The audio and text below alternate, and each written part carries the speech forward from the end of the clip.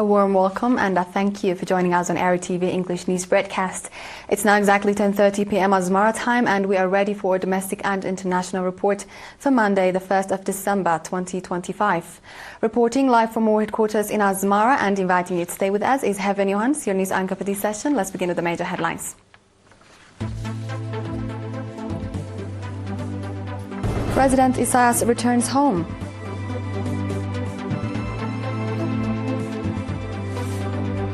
World AIDS Day commemorated at national level.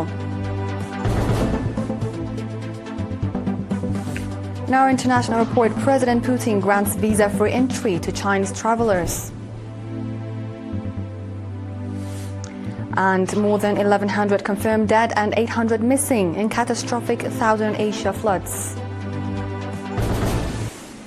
In today's domestic report, President Isaias returned home yesterday afternoon, concluding a two-day working visit to Sudan on the invitation of General Abdel Fattah al-Burhan, chairman of Sudan's Sovereign Council. During his visit, President Isaias held extensive meetings with General Abdel Fattah al-Burhan, Prime Minister Dr. Kamal Idris, the governor of the Darfur region, Mr. Mini Arkominawi, and other senior officials.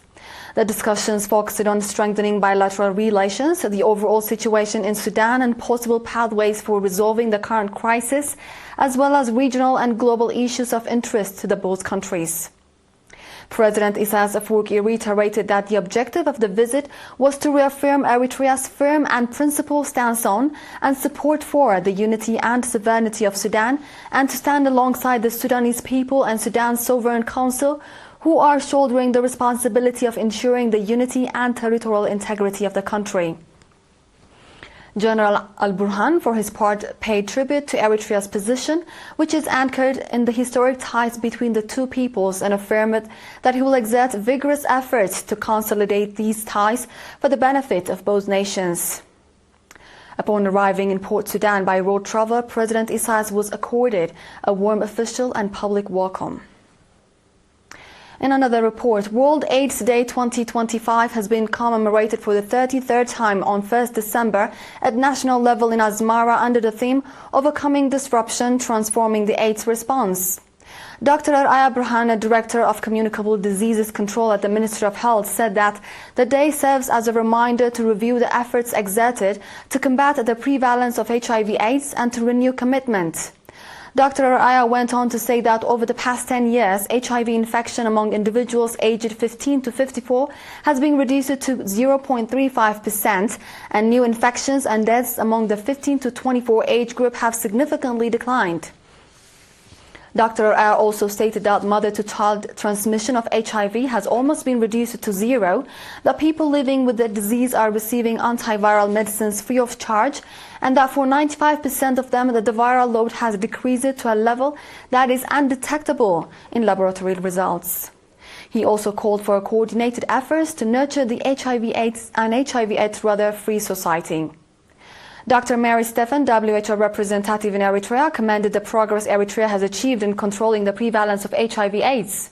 She noted that at the global level in 2024, 1.3 million people acquired HIV, 40.8 million people were living with HIV, and 630,000 people died from HIV-related causes. Sister Ngisti Tesfa Mikhail, head of HIV/AIDS control at the Ministry of Health, gave a briefing on the spread of HIV/AIDS and the measures taken to control it. Members of the Medical Association of Eritrea also conducted a panel discussion.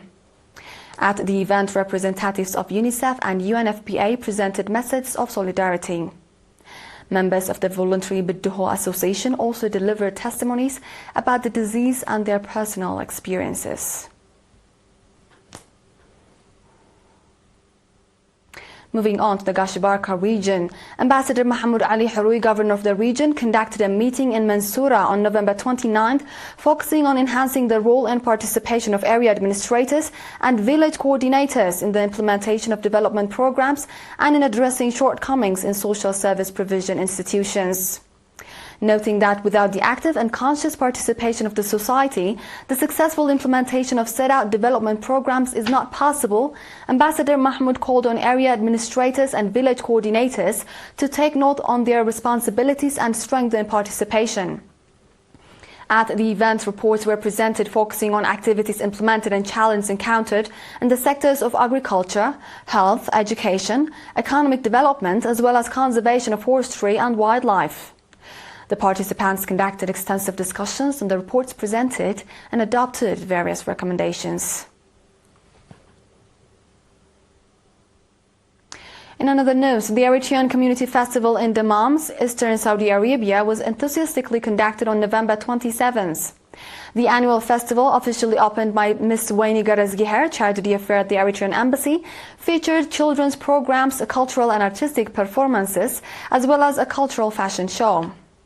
Ms. Wayne said that at a time when the world is experiencing rapid change and developments, Eritrea is conducting strong diplomatic and political activities to build partnerships and cooperation based on respect and sovereignty, for sovereignty and territorial integrity, and that these efforts are bearing fruit. Mr. Gabra Meskel Kidane, chairman of the Eritrean community in Dammam, commending the participation of nationals in national affairs, called for strengthening organizational capacity, unity and participation. This wraps up our domestic news for this session. Dear viewers, do stay tuned, for we shall be back with international ones after the short break.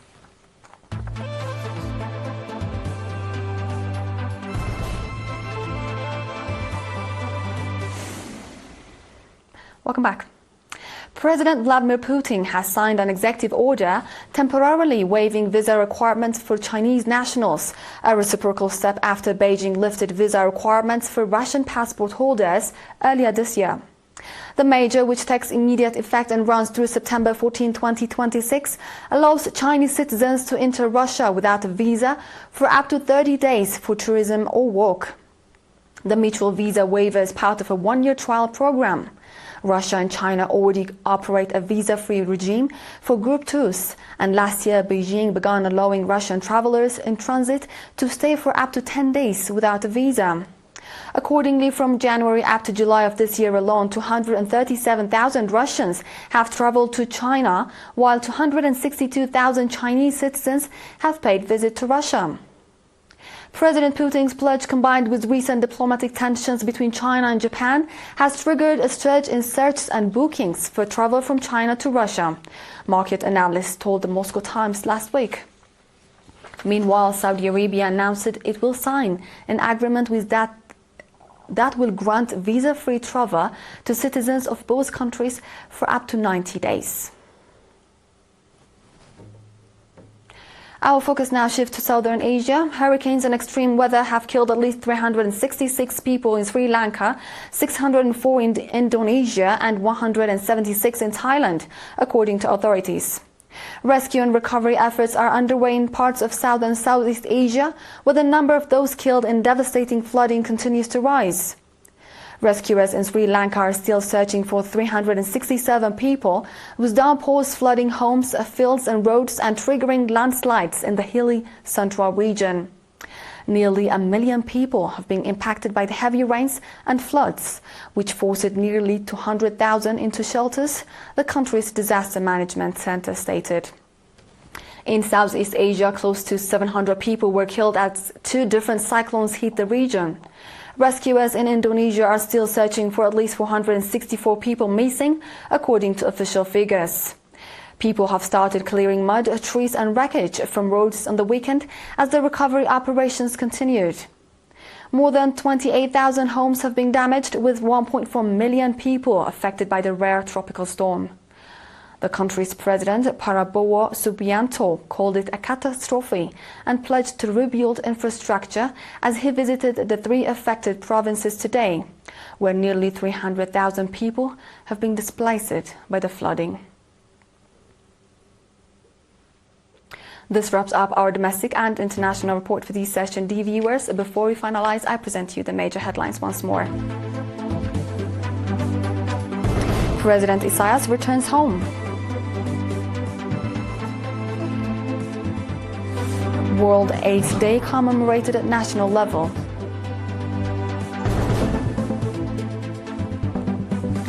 President Putin grants visa-free entry to Chinese travelers.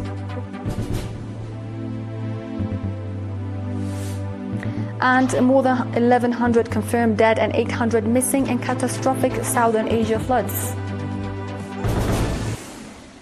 This was The World on Monday with ERi-TV English News Broadcast. Dear viewers, from all of us here, thank you for watching. Join us again on our tomorrow's broadcast. Until then, stay well.